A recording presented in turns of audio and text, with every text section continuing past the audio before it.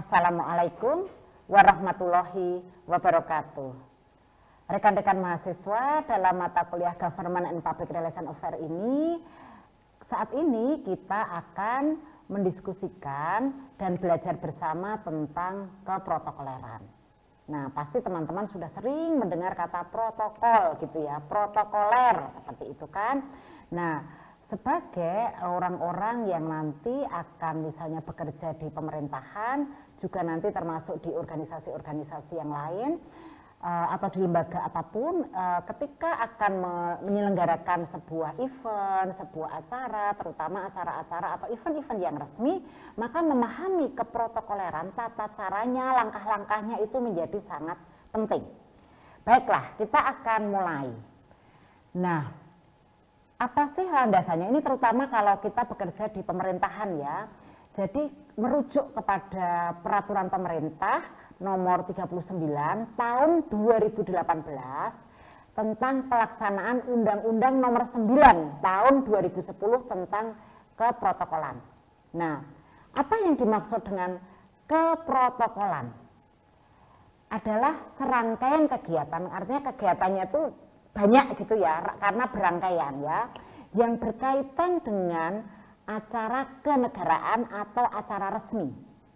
Ada beberapa hal yang meliputi, mulai dari tata tempat, ada tata upacara, kemudian tata penghormatan sebagai bentuk penghormatan kepada seseorang. Karena kan kalau biasanya acara resmi atau acara kenegaraan itu kan ada pejabat-pejabat yang akan diundang ya, tentu sesuai dengan jabatan dan atau kedudukannya, baik di negara, pemerintahan atau masyarakat. Nah, bagaimana kita kemudian ketika menyelenggarakan sebuah event, ada tata cara atau langkah-langkah tertentu, itu kan sebagai bentuk penghormatan kita kepada tamu-tamu yang hadir, seperti itu.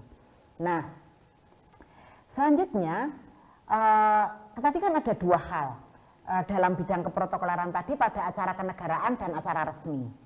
Apa yang dimaksud dengan acara kenegaraan?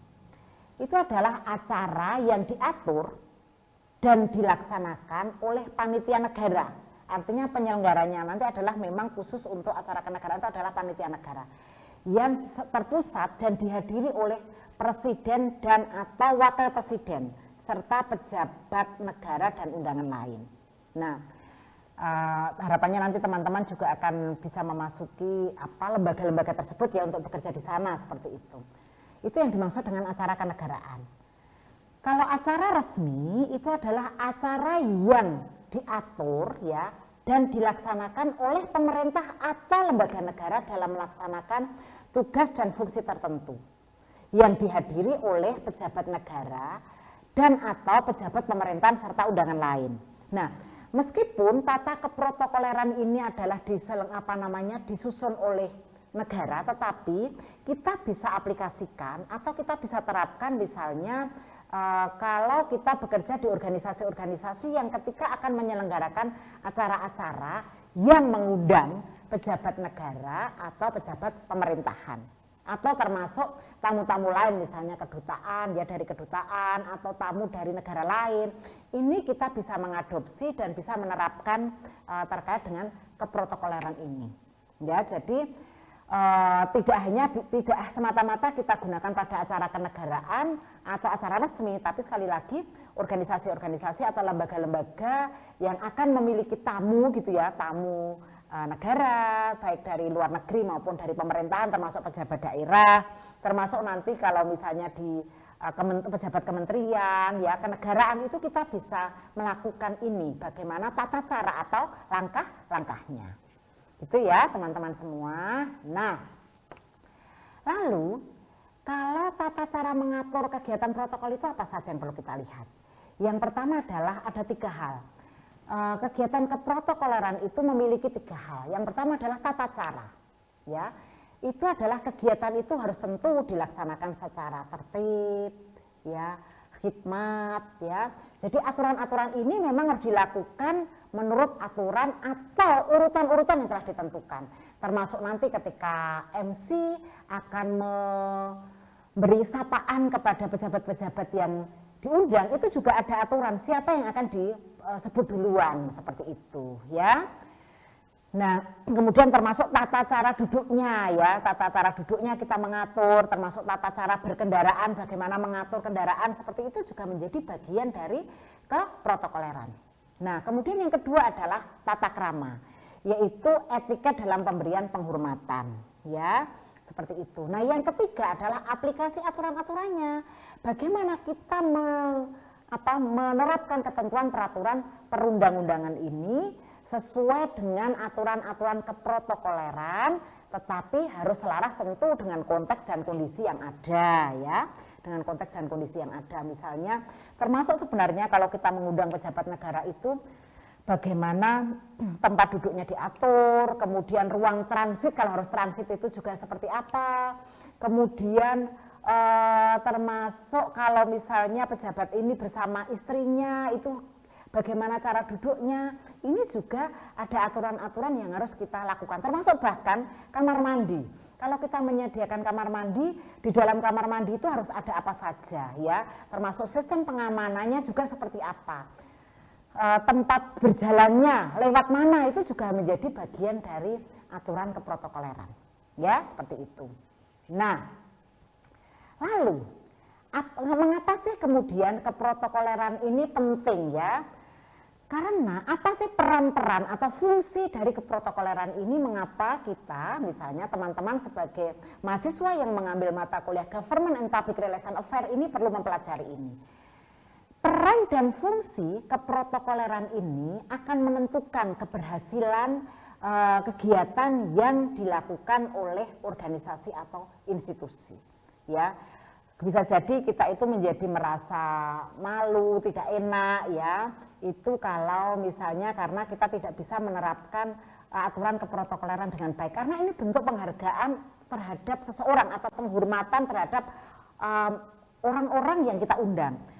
Misalnya akan meresmikan sebuah gedung yang kita miliki, kita mengundang menteri atau mengundang tamu negara lain, wakil presiden atau presiden, membuat event-event yang besar, misalnya seminar seperti itu, bagaimana protokoler itu harus kita lakukan.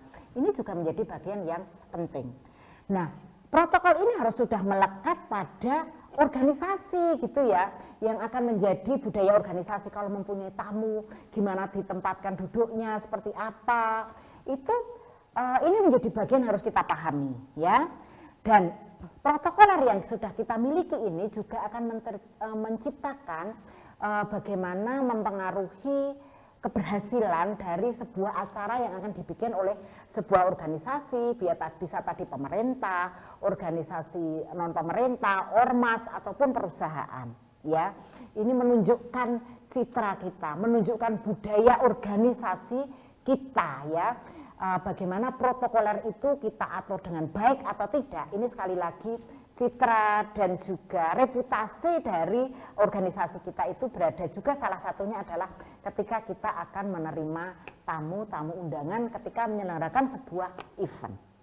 Nah, jadi penting sekali kita memahami sehingga ketika kita mempunyai event-event yang harus melibatkan keprotokoleran, kita sudah paham harus seperti apa. Nah, sekarang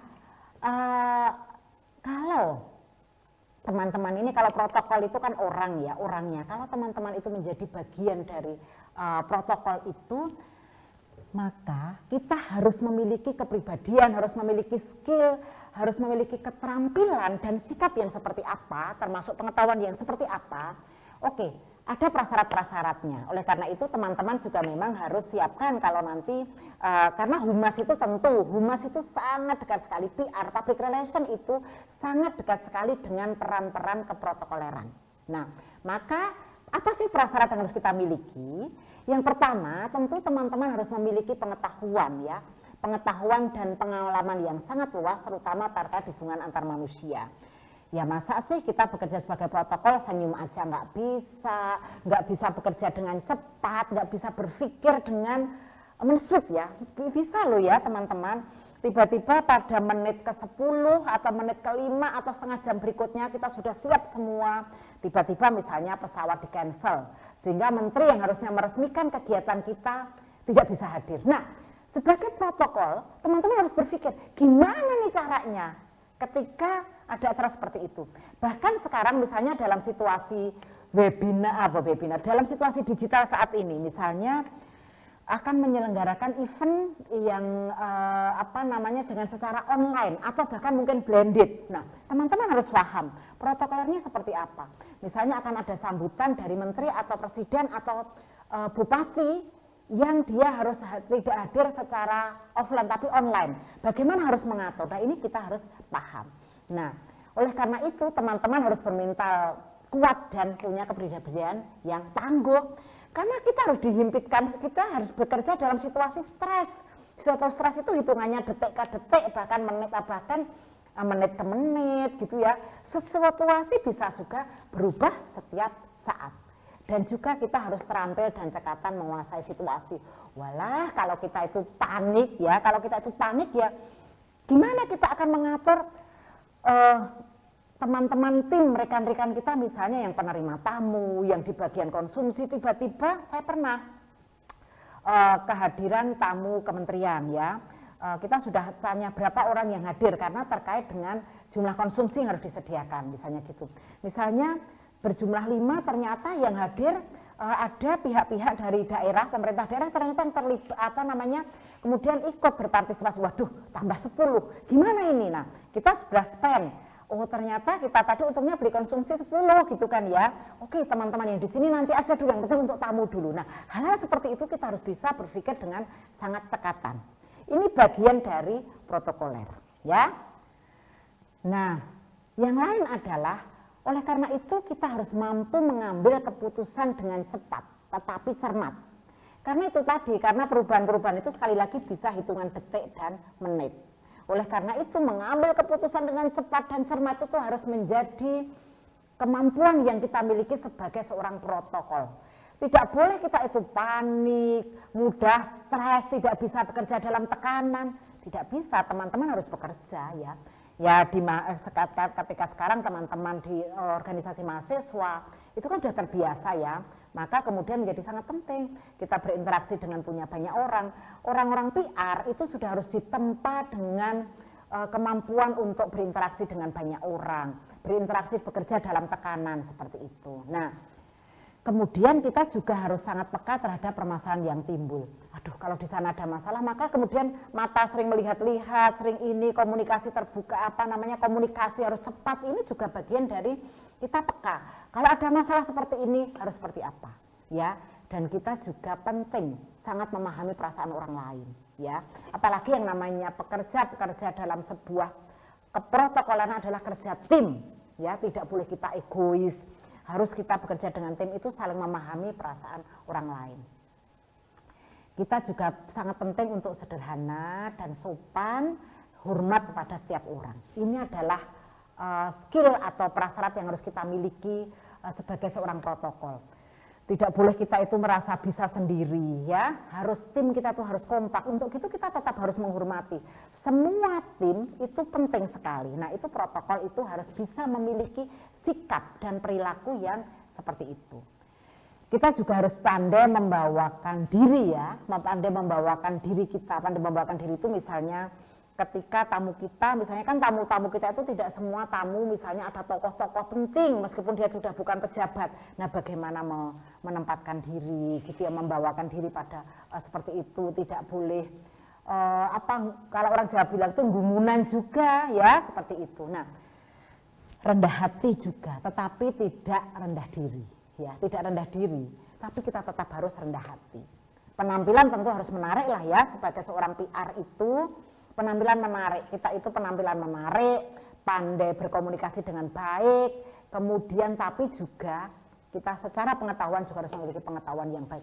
Tidak hanya penampilan menarik, tapi kita diajak omong, nggak bisa gitu kan ya, kita pengetahuan secara otak gitu, kita harus bagus, artinya kita harus punya banyak pengetahuan yang luas. Nah, termasuk penampilan menarik itu juga cara berbusana itu juga harus menyesuaikan. Kita sedang dalam event seperti apa. Ya, nah termasuk kemampuan berbahasa, karena kita orang komunikasi, orang PR itu adalah orang komunikasi, maka kemampuan berbahasa itu juga menjadi sangat penting. dengan tekanan-tekanan intonasi yang baik, termasuk tidak bersuara tinggi ketika berbicara. Orang merasa, aduh ini marah atau tidak ya, seperti itu. Nah kemudian juga kita memiliki pengetahuan tentang administrasi. Ya ini juga sangat penting sebagai seorang protokol. Nah yang terakhir adalah tentu harus menguasai istilah-istilah baru dan bahasa asing. Ya karena bahasa asing itu terutama nanti kalau tamu-tamunya itu dari, kita punya tamu-tamu dari luar, maka kemudian ini juga jadi penting. Ya, harus belajar sama-sama ya, seperti itu. Nah, ada 5 hal sebagai bagian dari aktivitas protokoler yang harus dipahami oleh kita semua dalam memahami apa itu keprotokoleran. Ya, ada 5 hal di sini, ada tata ruang, tata tempat, tata upacara, tata busana, dan tata warkat. Itu warkat itu undangan ya, undangan ketika kita nanti mengundang orang, sedang mau punya event peresmian, itu maka kemudian bagaimana mengundang, cara membuat undangan yang baik, cara apa misalnya memberikan kepada, itu tuh juga harus memang sangat administratif sekali, tapi meskipun teman-teman itu menjadi tim leader, tapi harus memahami sampai teknis-teknis, harus mengecek betul sampai bawah. Jangan sampai misalnya menulis nama orang itu salah, misalnya seperti itu ya. Itu juga menjadi sangat penting. Kalau orang udah namanya salah, orang menjadi merasa ilfil. Ini kan yang namanya keprotokoleran kan penghormatan kepada orang ya, maka menjadi sangat penting sekali memperhatikan 5 hal ini.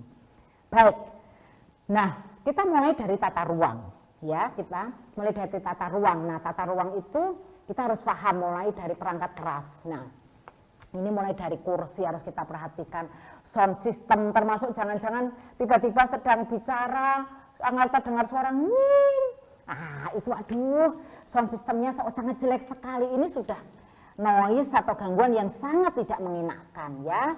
Termasuk kursinya, sofa itu mana yang dipilih, misalnya kursi misalnya perlu harus ditata-tata, dicek kasih apa, dekor-dekor yang bagus seperti itu, misalnya harus ada bunga-bunga, bunganya harus seperti apa, itu kita harus paham ya. Kemudian juga permadani juga sangat, misalnya jangan kotor, pemasangan bendera di kanan kiri, bendera organisasi, bendera merah putih, ini kita harus paham dari perangkat keras terkait dengan tata ruang. Kemudian perangkat lunaknya, ketika teman-teman nanti misalnya ada penerima tamu, pemandu acara, petugas keamanan, petugas konsumsi, kita harus detail memahami itu ya. Misalnya petugas keamanan nanti harus kita tempatkan di mana, dia harus tahu ya, termasuk kalau misalnya penerima tamu harus tahu tamu-tamunya siapa, kita bagi, oke. Misalnya Desi nanti menerima tamu dari ABCD, kemudian si Ardi dia menerima tamu dari ini. Nah kita harus tahu siapa-siapa, jangan sampai salah, jangan sampai tamu itu datang kebingungan mau duduk di mana, nggak tahu kursinya di mana. Nah itu karena penerima tamu sudah harus sigap. Nah seperti itu ya. Nah termasuk petugas konsumsi, apakah misalnya akan, nggak mungkin kan misalnya tamu-tamu VIP itu kan akan disuruh bawa kardus, kan nggak mungkin ya. Tapi misalnya kita akan tahu tamu-tamu yang VIP sudah disediakan, apa yang perlu disediakan, bagaimana menaruhnya, termasuk buah, gelas, apa namanya, snack, yang misalnya tamu-tamu biasa pakai kardus, apa pakai tas. Nah itu hal-hal yang sederhana tapi menjadi sangat penting sekali. Kalau itu terlewat sedikit saja orang sudah akan menjadi omongan ya, itu teman-teman semua. Nah ini juga ya tadi sudah disesuaikan termasuk misalnya ini ya tata lampu, tadi sudah tata suara juga, ini saya skip saja. Termasuk tadi ruang harus sesuai dengan kebutuhan jumlah kursi, jangan sampai jumlah kursinya kurang atau bahkan kelihatan kosong gitu ya. Ini kita harus lihat, bisa mengestimasi tamu. Kita harus bisa mengestimasi tamu. Biasanya misalnya kalau kita sebar undangan 1000, oh mungkin nanti yang tidak hadir ada 50 orang atau 100 orang. Nah, untuk menjaga seperti itu biasanya kita akan konfirmasi dulu hadir atau tidak. Nah, ini penting sekali teman-teman untuk kalau orang Jawa bilang itu jagani ya, agar pelaksanaan kegiatan berjalan dengan baik. Seperti itu. Nah ini sudah saya sampaikan tadi catatan untuk tata ruang tadi, termasuk jumlah kursi, meja ya. Ini termasuk personel yang bertugas tadi. Nah Pemandu acara ini beberapa hal nanti kalau kita penting ya, saya misalnya menjadi koordinator protokoler itu saya harus memastikan yang diomongkan oleh MC itu apa ya. Bahkan kalau acara-acara itu, apalagi kalau dalam situasi online saat ini, kalau omongannya MC itu tidak menarik, tidak membuat kata-kata yang menarik, itu kan orang akan bosan. Nah, ini sampai harus mengecek, aduh kata-katanya pas juga ya dengan tema event kita pada saat ini. Kita perlu juga mengecek. Nah, maka sebagai pemandu acara itu kan ketika acara sudah mulai kan dia yang akan mengendalikan seluruh acara itu. Maka dia pun harus kita lihat, teman-teman yang menjadi MC itu dia juga tata pakaiannya harus seperti apa, terus dia juga harus sopan, simpatik gitu ya. Nah, juga tidak boleh yang namanya MC itu kok memberikan ulasan atau komentar atas pidato-pidato yang misalnya tamu yang kita undang. Ada menteri, ada bupati, ada gubernur, setiap selesai pidato, wah MC langsung mengomentari panjang, habis waktu. Nah, hal-hal seperti itu harus diperhatikan, termasuk juga mampu menguasai massa ya. Kalau sedang ramai sekali, gimana sih cara mengendalikan massa agar tetap tertib, khidmat. Nah, ini adalah tugas dari MC. Gitu ya, teman-teman semua, betapa pentingnya fungsi pemandu acara atau MC ini. Nah, kalau kemudian adalah tata upacara, kita perlu memperhatikan maka kemudian jenis kegiatan, termasuk bahasa-bahasa pengantar yang digunakan juga perlu kita sampaikan ya. Acaranya apa? Kalau misalnya ini acara dengan anak-anak muda harus seperti apa, yang mengundang pejabat negara. Acara yang sangat formal sekali harus seperti apa. Nah, ini juga menjadi sangat penting sekali penggunaan bahasa resmi, ataupun harus pakai guyonan-guyonan atau joke, tapi itu juga harus kita tata betul ya. Nah, ini dalam tata upacara seperti itu. Misalnya kalau di dalam tata upacara ini, hal yang ingin saya sampaikan di sini adalah harus dipastikan siapa yang akan mengisi acara. Misalnya ada acara pembukaan, ada nanti pementasan tari, misalnya pementasan orkestra, kemudian pengisi acara, siapa yang menyambut, itu jauh-jauh hari sebelumnya sudah dipastikan ya, bahwa akan berapa lama, kita kasih waktu berapa lama. Jangan sampai nanti yang memberi sambutan itu panjang sekali, sementara waktu yang disediakan hanya 15 menit atau 10 menit. Nah, ini hal-hal yang sangat penting sekali. Nah, untuk kelancaran upacara itu diperlukan namanya stage manager ya. Stage manager itu yang akan menjadi liaison atau penghubung antara pembawa acara dan pelaksana upacara. Ya kan seringkali harus kedip-kedipan, nggak ada ya. Tadi orang yang kemudian akan kita minta untuk aduh harus ini kayak gini. Apalagi kalau ada perubahan, aduh ininya acaranya masih ada waktu 5 menit, kita isi apa? Kita maju acaranya. Nah, hal-hal seperti itu harus cepat sekali kita lakukan. Ya. Nah, tata tempat ini tadi juga menjadi sangat penting sekali. Tata tempat tadi adalah bagaimana secara garis besar bagaimana kita menempatkan orang-orang yang kita undang itu sesuai dengan kedudukannya. Mana yang berada di tengah.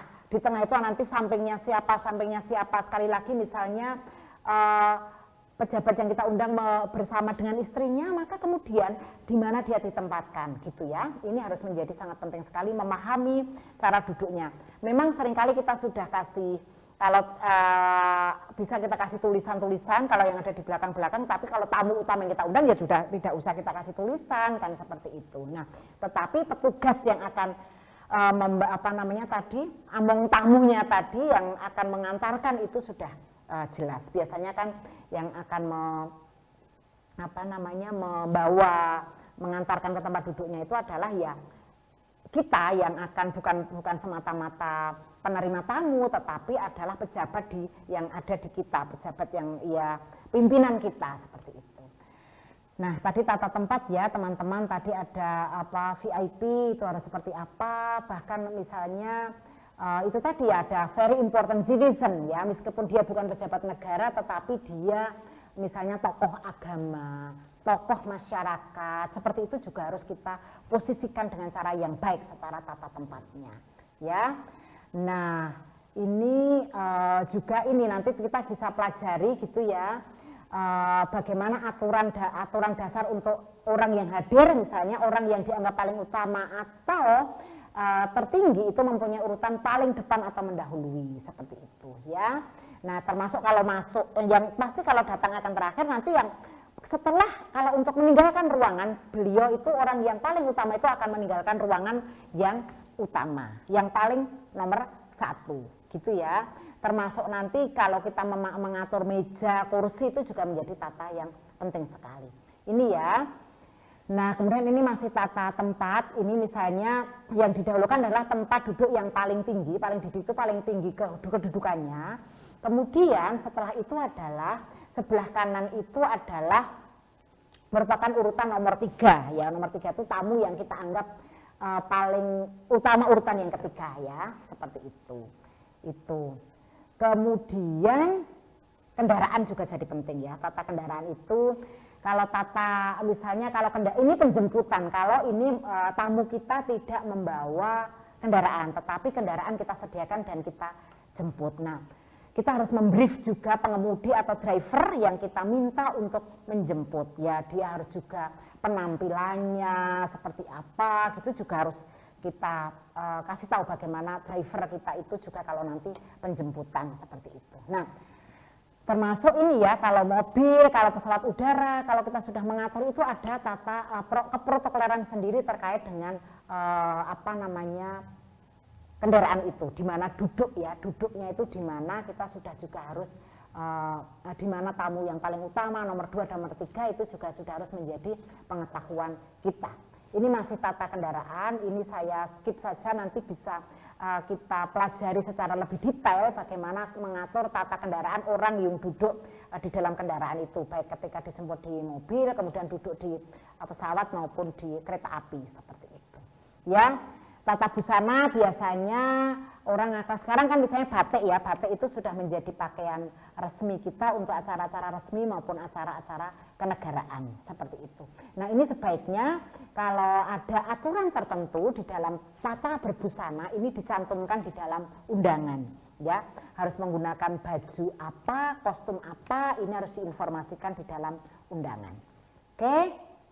Nah, kemudian tata undangan ya, yang terakhir adalah terkait dengan tata warkat atau undangan.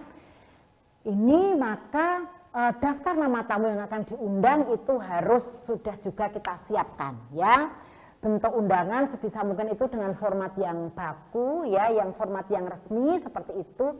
Dan juga kalau menulis nama orang, kalau ada jabatan itu juga diusahakan jangan salah. Maka mencek secara, sekarang kan kalau misalnya ngundang tamu itu saya seringkali juga lihat dicek dulu di website resminya ya Mbak gitu, kalau minta ke kantor itu biasanya gitu, dicek dulu, jangan sampai salah nama misalnya dari kementerian, dicek dulu di websitenya kementerian nama-nama yang akan kita undang, seperti itu. Jangan sampai sekali lagi nama undangan itu yang tertera di undangan itu salah.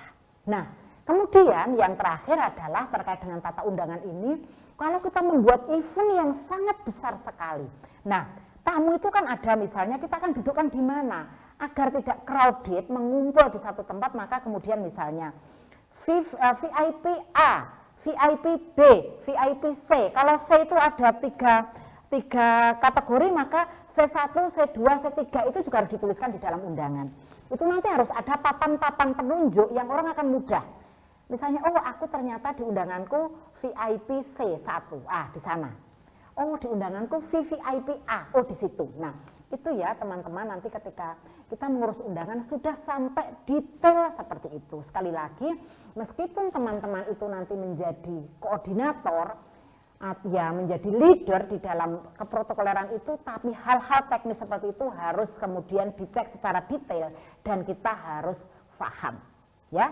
Karena ini akan menentukan betul bagaimana performa kita.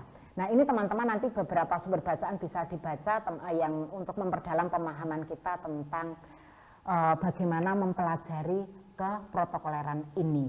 Jadi penting sekali kita sebagai orang-orang PR, Public Relation Officer, mempelajari keprotokoleran karena jelas akan berhubungan dengan event-event, kemudian dengan kegiatan-kegiatan resmi, organisasi, ataupun kenegaraan, ataupun acara-acara resmi yang akan kita handle sebagai humas. Demikian teman-teman semua yang bisa saya sampaikan terkait dengan materi keprotokoleran dalam mata kuliah Government and Public Relation Affair. Semoga teman-teman lebih paham, dan untuk menjadi lebih detail maka kemudian jam terbang itu juga menjadi sangat penting sekali. Saya sangat menyarankan teman-teman untuk sering-sering terlibat atau berpartisipasi dalam mengelola kegiatan-kegiatan mulai dari di tingkat kampus, kemudian ya baik di tingkat prodi, kemudian di tingkat fakultas maupun perguruan tinggi atau organisasi-organisasi yang teman-teman ikuti. Itu akan menempa kita sebagai protokol-protokol yang handal. Terima kasih. Assalamualaikum warahmatullahi wabarakatuh.